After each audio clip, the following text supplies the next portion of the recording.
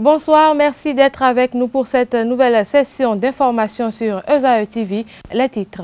La Commission électorale nationale autonome Sénat a animé dans la soirée de ce jour une conférence de presse au cours de laquelle il a été exposé les raisons motives de la validation des listes de l'Union progressiste UP et du bloc républicain BR. Il était également question de l'objet de la convocation du président de l'institution à la brigade criminelle. À l'occasion, le commissaire Freddy Rumbedji a donné sa part de vérité dans le dossier relatif aux dossiers confidentiels qui se sont retrouvés sur la place publique.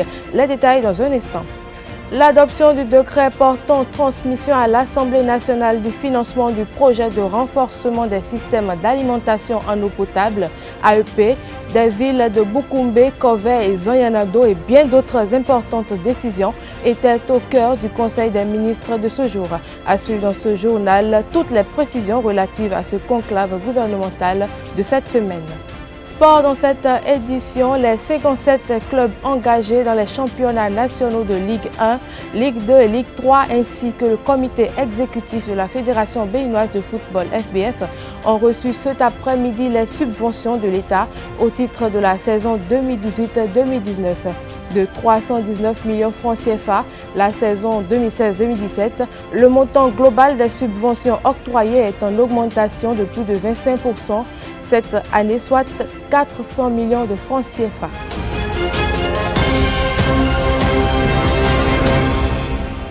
À nouveau, bonsoir et bienvenue.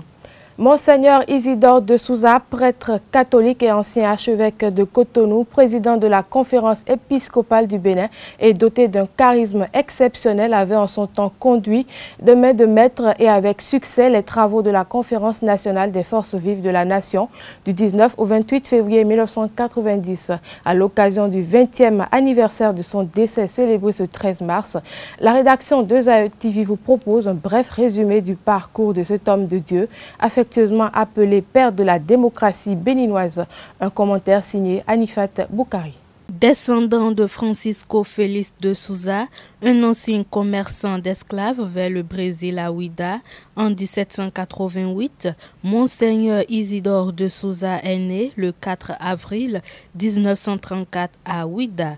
Ordonné prêtre en 1962, il poursuit ses études à Rome où il séjourne pendant tout le Concile Vatican II, puis enseignant à l'Institut supérieur de culture religieuse d'Abidjan, dont il amorce la transformation en Institut catholique de l'Afrique de l'Ouest.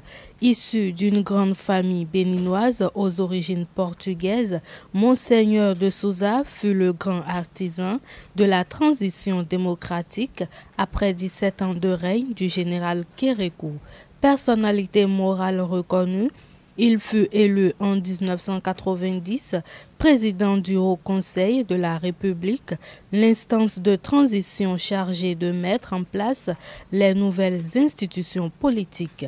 Une mission délicate et sans précédent pour un homme d'église en Afrique que Monseigneur de Souza accomplit avec succès. Grand homme de Dieu, doté d'un charisme exceptionnel, Monseigneur Isidore de Souza, alors président de la conférence épiscopale du Bénin et archevêque de Cotonou, a conduit de main de maître et avec succès en tant que président du Présidium les travaux de la conférence nationale des forces vives de la nation du 19 au 28 février 1990. Négociateur fin, l'homme a réussi à déjouer l'impasse qui planait sur les travaux de la conférence. En effet, Mathieu Kérékou fait convoquer dans la nuit du 24 février Monseigneur Isidore de Souza pour lui faire part de son intention de suspendre la conférence. Mais Monseigneur de Souza parvint à persuader le président de la République de la laisser se dérouler jusqu'à son terme. Il est mort un samedi matin, frappé par une crise cardiaque à l'âge de 64 ans. L'agrément de société au régime privilégié du Code des investissements était au cœur du Conseil des ministres de ce mercredi 13 mars 2019.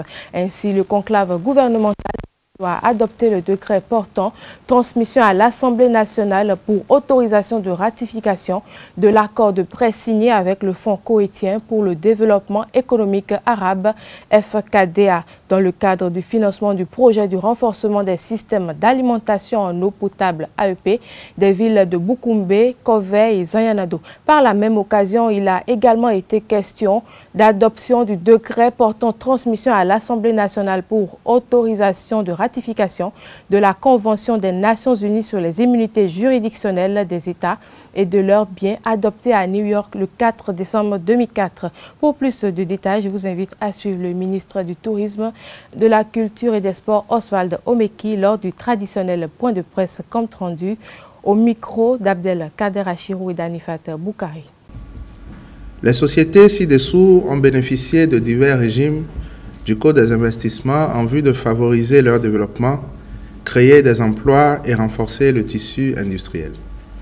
Il s'agit notamment de la société Atlantique Moulin Bénin SA, au régime C pour son projet d'implantation d'une usine de production de farine de blé à Semepodji dans le département de Lomé.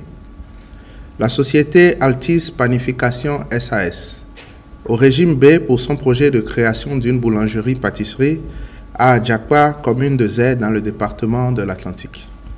La société Wakapu Bénin Sahar, au régime B pour son projet d'installation et d'exploitation d'une usine de transformation de fruits en amandes et beurre de karité à Ouberou dans la commune de Tchaourou, département du Borou. Transmission à l'Assemblée nationale pour autorisation de ratification de l'accord de prêt signé avec le Fonds koweïtien pour le développement économique arabe dans le cadre du financement du projet de renforcement des systèmes d'alimentation en eau potable des villes de Boukoumbe, Kovey et Zanyanado. L'objectif du projet est d'assurer la fourniture pérenne d'eau en quantité et en qualité aux populations de ces trois villes pour répondre à leurs demandes croissantes en eau potable aux fins d'améliorer leurs conditions sanitaires et sociales. Il s'agit de soutenir le développement socio-économique dans ces localités à travers l'extension et le renforcement du système d'alimentation en eau potable existant.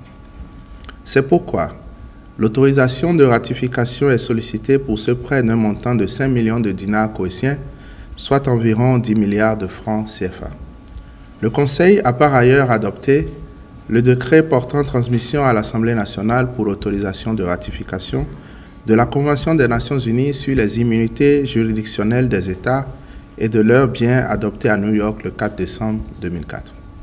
Restons dans le cadre du Conseil des ministres du jour et intéressons-nous aux communications qui ont été présentées à l'occasion. À nouveau, je vous invite à suivre le ministre du Tourisme, de la Culture et des Sports, Oswald Omeki, lors du traditionnel point de presse compte rendu du Conseil des ministres. Il est au micro d'Abdel Kader Achirou et d'Anifat Boukari.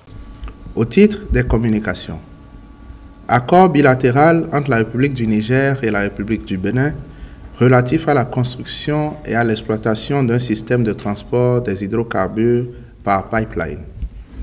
Par cet accord signé le 24 janvier 2019, nos deux États ont réaffirmé leur volonté d'œuvrer en synergie pour la réalisation effective du projet de pipeline suivant l'axe Niger-Bénin. La construction de cette infrastructure d'envergure permettra d'assurer le transport des hydrocarbures en provenance des sites de production au Niger vers le port de Cotonou. Dans cette perspective, il sera procédé prochainement à l'approbation de l'étude d'impact environnemental et social, de même que de l'étude de faisabilité. Interviendront également la création de la société de transport dédiée au projet, puis la signature de la convention y relative. Les ministres dont relève la mise en œuvre du projet ont été instruits d'y veiller particulièrement. Mission de maîtrise d'œuvre complète dans le cadre de la transformation du Bénin Marina Hotel en un hôtel 5 étoiles et de la rénovation du Centre international de conférences de Cotonou. Le gouvernement, dans sa volonté d'assurer diligemment le démarrage des travaux pour la transformation du Bénin Marina Hotel en un réceptif 5 étoiles de type Sofitel, a lancé une consultation pour la maîtrise d'œuvre complète des ouvrages à construire et la rénovation du Centre international de conférences de Cotonou. Au terme des négociations, la proposition du cabinet Moquet est apparue très originale et plus avantageuse pour l'État aussi bien au plan architectural que financier. Le Conseil a donc marqué son accord pour la signature du contrat avec le dit cabinet par les ministres assurant la conduite de ce dossier. Accord de partenariat avec Air Taxi Bénin pour le transport des pèlerins à la Mecque dans le cadre du Hajj 2019. En vue de mettre fin aux nombreux dysfonctionnements souvent observés dans les opérations de convoyage des pèlerins béninois vers la Mecque, le gouvernement a engagé des négociations avec les autorités saoudiennes pour leur meilleure prise en charge. Celles-ci, en accédant à cette demande, ont accepté d'accorder au Bénin le transport de la totalité de ces pèlerins au lieu de la moitié de l'effectif comme par le passé. Dès lors, et aux fins de garantir à nos pèlerins au départ de Cotonou la sécurité, le confort et un meilleur rapport qualité-prix, le gouvernement a conclu un accord de partenariat avec la compagnie aérienne Air Taxi Bénin, celle-ci ayant pour objectif d'aider au choix de la compagnie opératrice, de même que celui des aéronefs, en vue d'un transport des pèlerins dans les meilleures conditions, d'optimiser le coût du transport des pèlerins tout en leur garantissant sécurité et fiabilité. Les ministres concernés ont été instruits pour effectuer les diligences qui conviennent. Choix de la société Kezenco pour l'actualisation du logiciel d'IBA Maladie de l'Agence nationale pour l'assurance maladie, ANAM, dans le cadre de la phase pilote du volet assurance maladie du projet Assurance pour le renforcement du capital humain, ARCH. La mission assignée à Kezenco consiste à développer une application qui permettra la dématérialisation de toutes les informations relatives aux patients pendant tout le circuit des soins.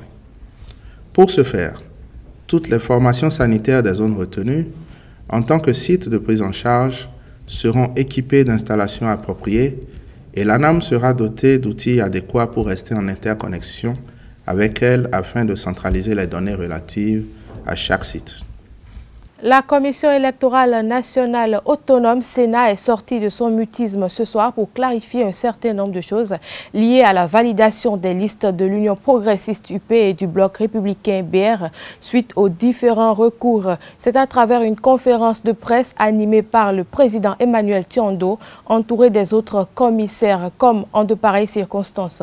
Au cours de son exposé, il a détaillé les raisons des différents délibérés effectués par la Sénat. Je vous invite à suivre le président Emmanuel Tiondo pour plus de précisions. Il est au micro d'Abdelkader Achiro. Nous ne faisons pas la loi, nous ne l'interprétons pas. Et nous sommes conscients que les décisions que nous prenons peuvent être sujettes à caution. Nous ne sommes pas contre. Mais nous avons fait ce que nous avons fait là, en toute honnêteté, en tout esprit d'indépendance. Et dans notre âme et conscience, si on devait recommencer, on allait faire la même chose. Exactement. Bon, les gens qui veulent faire intervenir des considérations politiques dedans. Mais quelle est la considération politique qu'il y a dedans? C'est regarder les dossiers et voir si un dossier est bien ou pas. On dit, il n'y a pas tel groupe de partis dedans. Mais est-ce qu'un parti s'est présenté ici, on l'a chassé? Non. Si un parti vient, on le reçoit. Mais si les pièces ne sont pas complètes, comment on va faire? Maintenant, si on estime que la Sénat n'est plus crédible, ben écoutez, hein, la crédibilité, ça ne s'achète pas au marché. Et c'est cette même Sénat, je le rappelle, qui était là en 2015, en 2016. Donc, en fonction des intérêts, en fonction des situations, on est crédible ou non crédible. Bon, il n'y a pas de problème. Nous ne sommes pas, nous ne pensons pas, tels que nous sommes là, que nous soyons des génies. Hein? Non, il y a peut-être des génies. Au Bénin, ils peuvent nous remplacer si c'est nécessaire. Qu'est-ce que vous avez fait? On dort mieux. Moi, je ne vais pas accuser quelqu'un. Même si je me dis ça peut être tel, mais je ne vais pas aujourd'hui dire c'est tel. Peut-être qu'on va chercher pour savoir qui a fait ça. Parce que je vous dis que il n'y a plus d'institution dans ce cas. Il n'y a plus d'institution. Si un document peut se retrouver dans la rue, Rappelant l'article 26 du Code électoral. Écoutez, l'article 26 du Code électoral dit que nous devons garder le secret des délibérations. Et je vous ai dit à l'entame de mon propos que je me trouve obligé de dévoiler un certain nombre de secrets de délibération parce que je suis contraint. Sinon, comment un parti politique peut-il devant la Cour exhiber des documents pour dire « voilà les preuves ». Comment peut-on faire ça?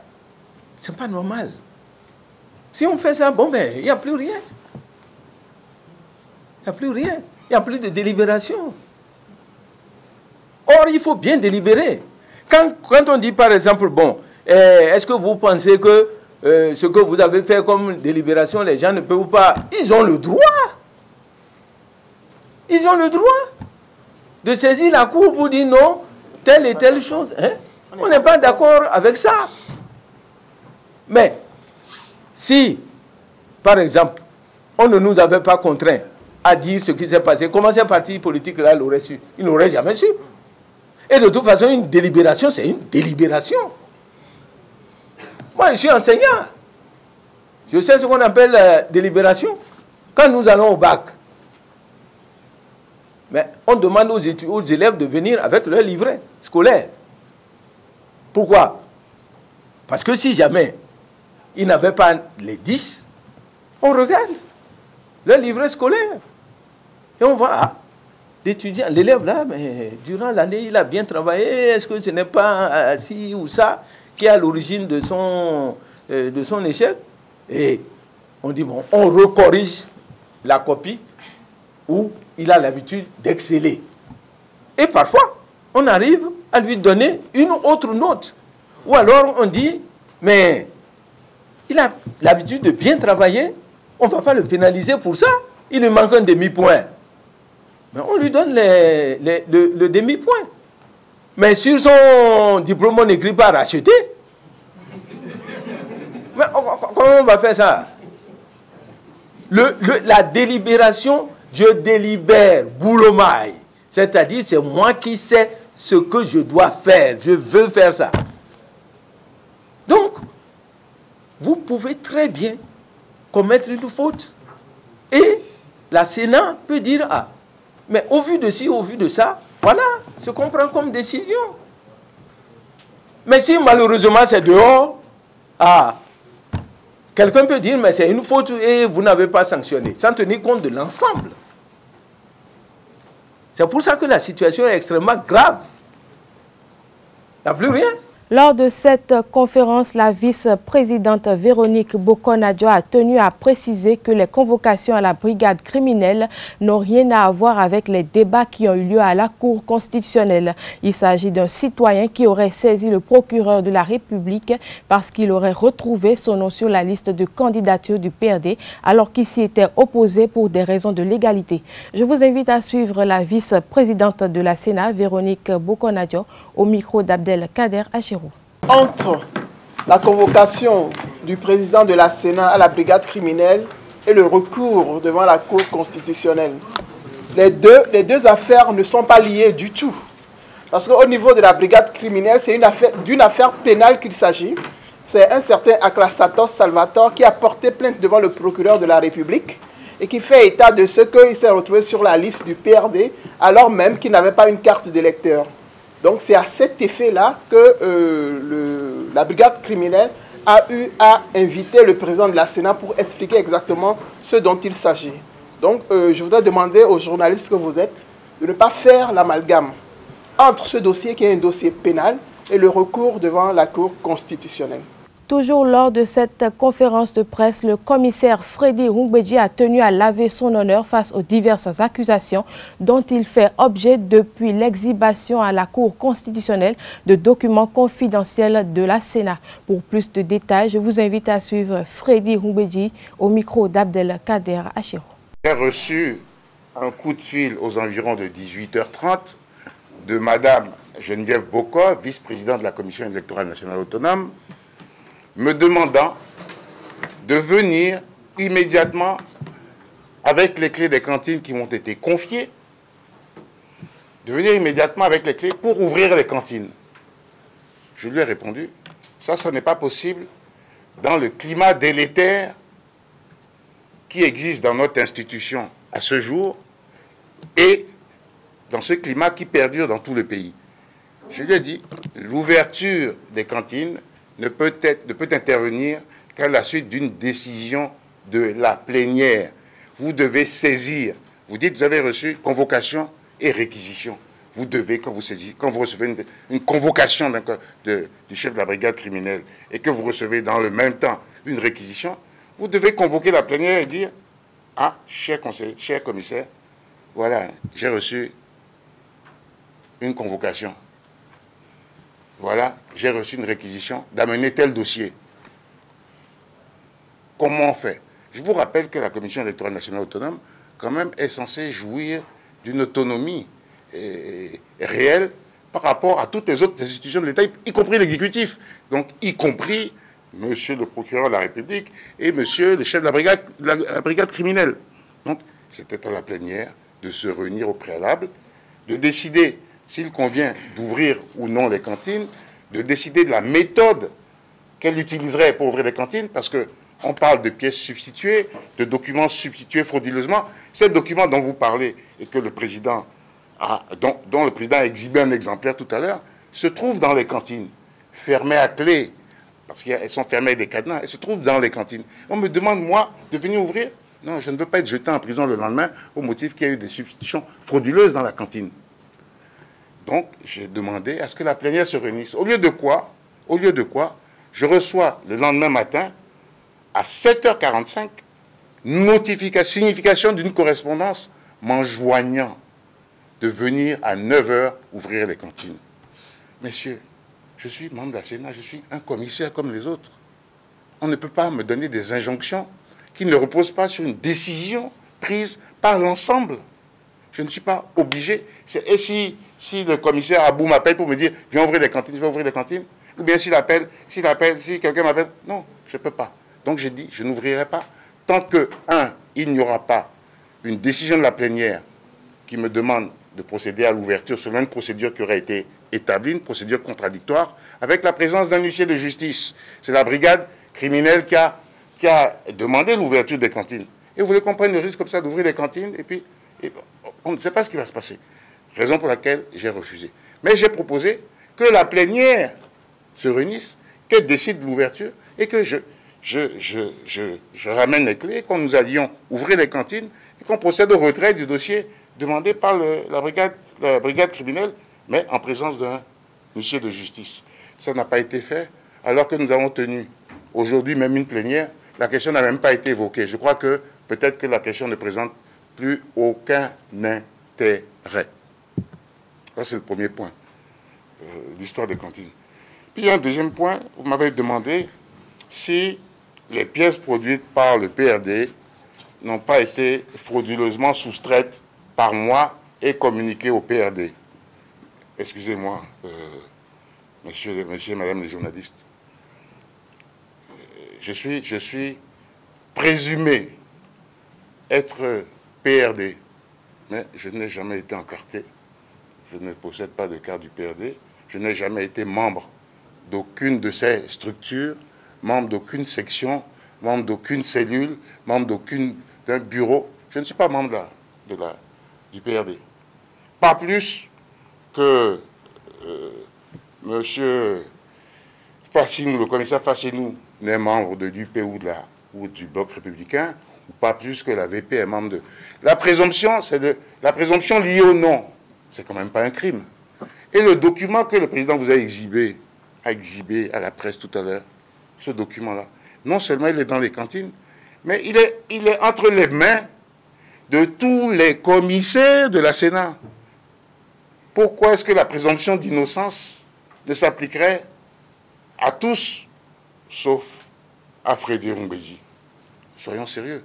Ce document, non seulement il est dans les mains de tous les commissaires, ces documents, parce qu'il ne s'agit pas d'un seul document, ces documents sont dans les mains de tous les commissaires, et ces documents nous ont été produits par des équipes de la Sénat, des agents de la Sénat qui ont travaillé à la Sénat, qui ont fait des photocopies et qui sont susceptibles d'avoir ces mêmes documents. Vous ne pouvez pas me dire que le document que vous remettez, qui nous garantit que vous ne l'avez pas copié. Les présidents de l'Assemblée nationale ont tenu leur conférence ce mardi 12 mars 2019 au Palais des gouverneurs à Porto Novo. Présidé par le président de l'institution parlementaire, Maître Adrien Humbedji, il en ressort la désignation de 5 membres du Parlement. Ceci dans le cadre de la mission confiée au chef du Parlement par le président Talon en vue de trouver des solutions pour la sortie de l'impasse électorale. Un commentaire vous est proposé à cet effet. Un comité spécial composé de 5 membres est désormais mis sur pied par le Parlement dans le cadre de la mission confiée au chef du Parlement Adrien Humbedji par le président de la République Patrice Talon lors de sa rencontre avec la classe politique. Maître Humbedji l'a déclaré au cours d'un point de presse donné le lundi 11 mars dernier. Sa mission consiste à échanger avec toutes les forces politiques. Ceci afin qu'une solution soit trouvée pour débloquer le processus électoral des législatives prévu pour le 28 avril prochain. C'est à l'issue de la réunion de la conférence des présidents de l'Assemblée nationale tenue hier mardi au Palais des gouverneurs à Porto Novo que d'importantes décisions ont été prises, notamment celle-ci. Ainsi, 2 députés de l'opposition parlementaire, 2 députés de la majorité parlementaire et le président du Parlement lui-même constituent les 5 membres désignés. Le dit comité se chargera de finaliser les propositions des partis politiques pour voter une disposition juridique susceptible de sauver le processus électoral et de garantir des élections inclusive et apaisée selon la correspondance adressée aux responsables de ces partis par le président de l'Assemblée nationale par le biais du secrétaire général administratif de l'institution. Suite au recours du Parti du Renouveau démocratique PRD de l'Union sociale libérale USL et de Mouel Bénin contre la décision de la Sénat sur les listes autorisées à participer aux élections législatives d'avril 2019, la Cour constitutionnelle a affirmé que la Sénat n'a pas violé l'article 26 de la Constitution. La Cour dit aussi que la décision 022/Sénat/VP/CB/CEP/SP du 5 mars 2019 et les récépissés définitifs numéro 0124/Sénat en date du 5 mars 2019 et numéro 0125/Sénat du 5 mars 2019 ne sont pas contraires à la constitution de la décision de la Cour constitutionnelle rendue ce mercredi matin. Il ressort donc que Mouel Bénin, USL et PRD ont été déboutés. À travers le commentaire que vous propose la rédaction, voici le compte rendu de la décision de la haute juridiction. Suite au recours des partis Mouel Bénin, USL et PRD contre la décision de la Sénat sur les listes autorisées à participer aux législatives prochaines, la Cour constitutionnelle a prononcé son verdict de la matinée de ce mercredi 13 mars. En effet, pour la haute juridiction, la Commission électorale nationale autonome Sénat n'a pas violé l'article 26 de la Constitution. Elle dit également que la décision 022/Sénat/VP/CB/CEP/SP du 5 mars 2019 et les récépissés définitifs numéro 0124/Sénat en date du 5 mars 2019 et numéro 0125/Sénat du 5 mars ne sont pas contraires à la Constitution. Dans les cas de Mouel Bénin et de l'USL, les 2 partis ont été déboutés. Selon la décision L19-006 du 12 mars 2019, le parti Mouel Bénin forme recours en inconstitutionnalité contre la décision 024/Sénat/VP/CB/CEP/SP du 5 mars 2019 portant rejet de sa déclaration de candidature aux élections législatives du 28 avril 2019. La décision L19-008 du 12 mars 2019, le PRD a également été débouté. Maître Adrien Humbedji forme un recours en inconstitutionnalité contre la décision 022-PT-VP-CB-CB-CEP-SP du 5 mars 2019 portant rejet de la déclaration de candidature du Parti du Renouveau démocratique aux élections législatives du 28 avril 2019. Le souhait du monde artistique béninois a été exaucé hier mardi 12 mars 2019. La dépouille mortelle du roi du Tcheng System Stan Toron a été rapatriée au Bercail. Arrivée à l'aéroport Cardinal Bernardin Ganty par un vol de la compagnie Air France, autour de 19 h, elle a été accueillie par une brochette d'artistes de diverses disciplines artistiques, conduit par le ministre Oswald Omeki. Le ministre de la Culture, du Tourisme et des Sports était en première ligne pour la réception de la dépouille de cet artiste qui a traversé plusieurs générations en jouant les premiers rôles. Carles Kitome était sur les lieux. Voici son récit. C'est au milieu des litanies, des cris et pleurs que cette foule compacte est venue accueillir la dépouille du roi du Tcheng System ce mardi 12 mars 2019 à l'aéroport international Bernardin Ganty de Cotonou.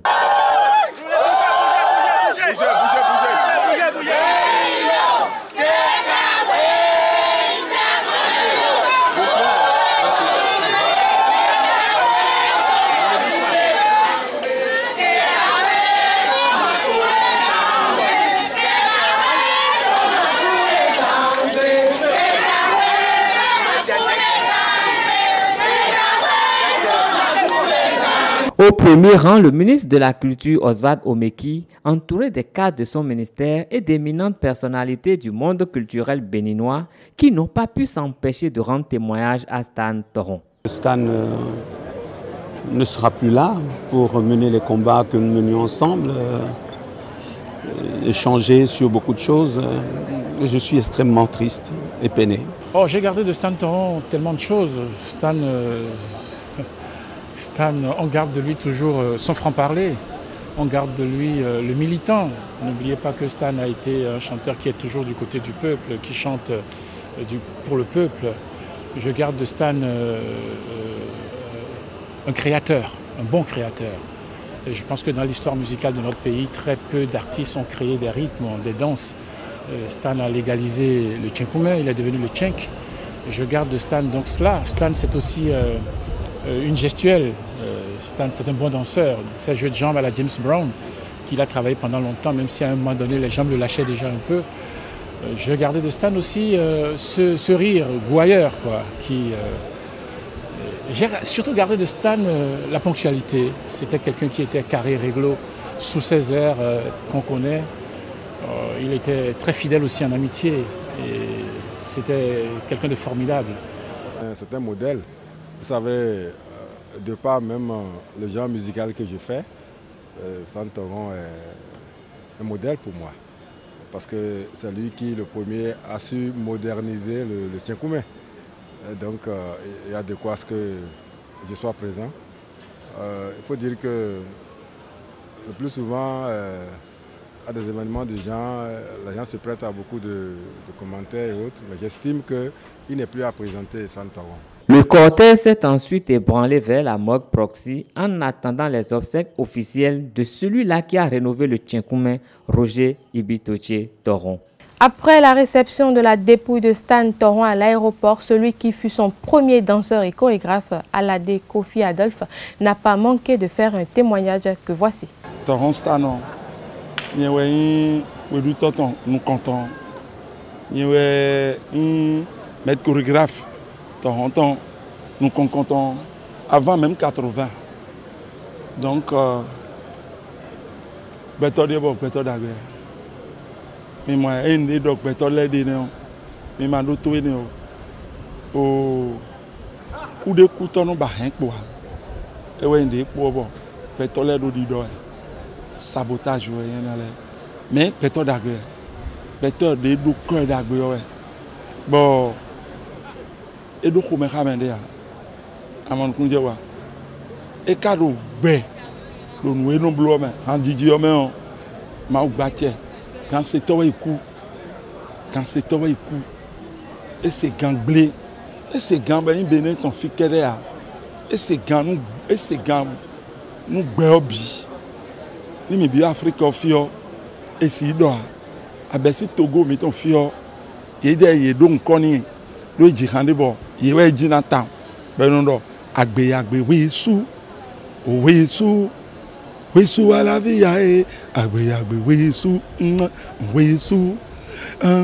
wesu ala via agbe wesu mo eno yedo do Togo ni aje Burkina Faso eno yedo Kadiogo Football Club National les Cali pompé des Cali pompé. Donc Mediabo il est vraiment international. Mediabo ma bache ni hanwe ezetomiton so sou ezetomiton sou bado ni pe pueblo 5 mois aux États-Unis comme blo tourné Canada Allemagne Paris mino ya ihon won Mediabo eblo iton 64e année et décembre 63 ans. Ouais. Du sport avant de refermer ce journal. Les 57 clubs engagés dans les championnats nationaux de Ligue 1, Ligue 2, Ligue 3, ainsi que le comité exécutif de la Fédération béninoise de football FBF ont reçu cet après-midi les subventions de l'État au titre de la saison 2018-2019 de 319 millions de francs CFA la saison 2016-2017. Le montant global des subventions octroyées est en augmentation de plus de 25% cette année, soit 400 millions de francs CFA. Cette somme est répartie comme suit. 10 millions pour chaque équipe de la Ligue 1, 6 millions par club de la Ligue 2 et 4 millions pour chaque pensionnaire de la Ligue 3. Quant au comité exécutif de la FBF, il bénéficie de 20 millions pour son fonctionnement. Le renouvellement de cet appui financier est assujetti à des conditions bien définies. Le ministre Oswald Omeki les a rappelés aux bénéficiaires lors de la cérémonie officielle de remise des chèques. L'année dernière, en guise de témoignage de notre joie de voir le ballon rouler à nouveau, nous avions donné aux clubs de Ligue 1, Ligue 2 et Ligue 3 des niveaux de subvention jamais atteints par le passé. Et je vous promettais que l'année qui suivrait serait une année où le niveau des subventions augmenterait encore. Cette année, au titre des subventions de l'État, un total de 400 millions de francs CFA que nous mettons à votre disposition. Ceci, bien évidemment, est une contribution à vos efforts. Mais en échange, le gouvernement voudrait porter à votre connaissance, par ma voix, un certain nombre d'exigences qui sont déjà faites aux autres fédérations des autres disciplines et qui font déjà partie des conditions obligatoires de renouvellement de subventions. En ce qui vous concerne, c'est désormais l'obligation qui vous est faite de mettre à notre disposition la liste ainsi que les copies des contrats de tous les joueurs qui sont engagés dans vos clubs.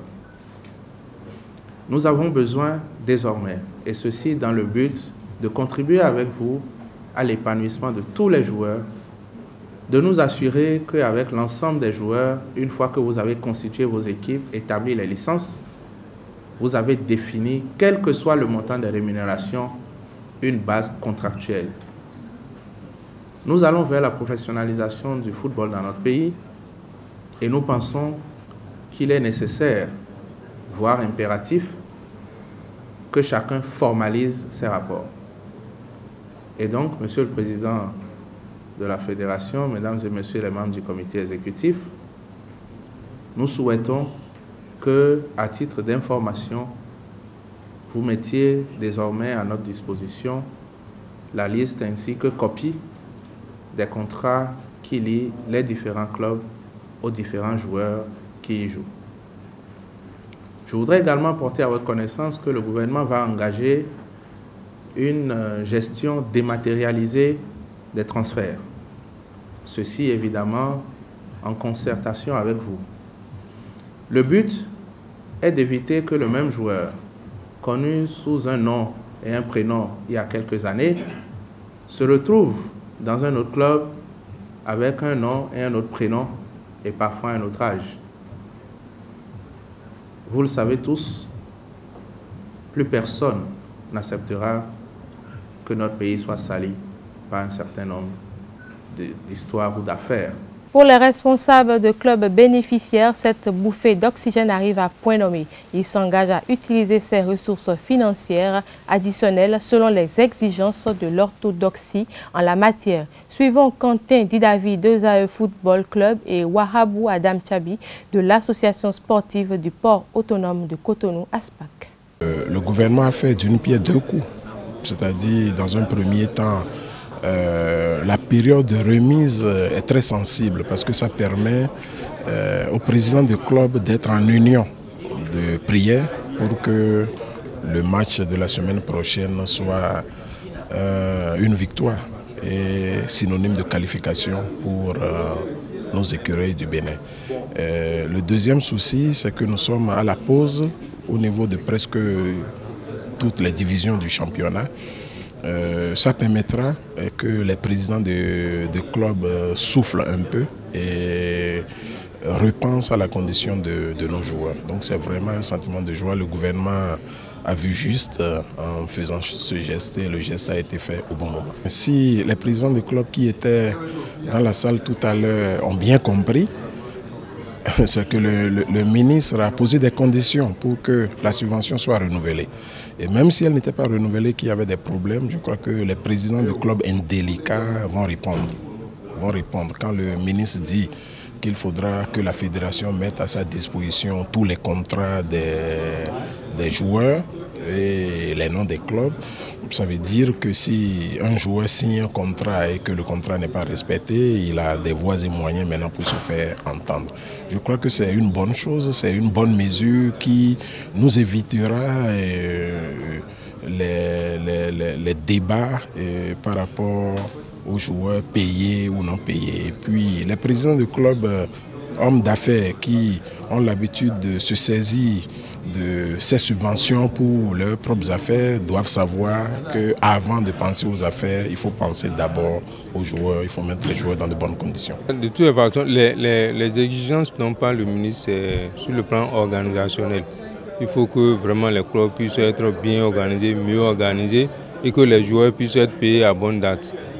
C'est eux qui sont les premiers acteurs.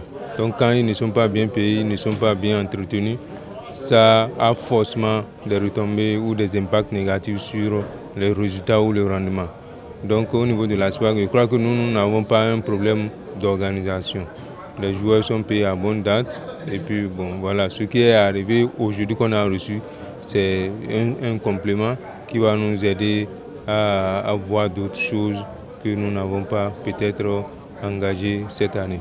Mesdames, Messieurs, merci de nous avoir suivis. Merci également de rester fidèles à nos programmes à travers les www.ezaetv.bj. Bonsoir chez vous.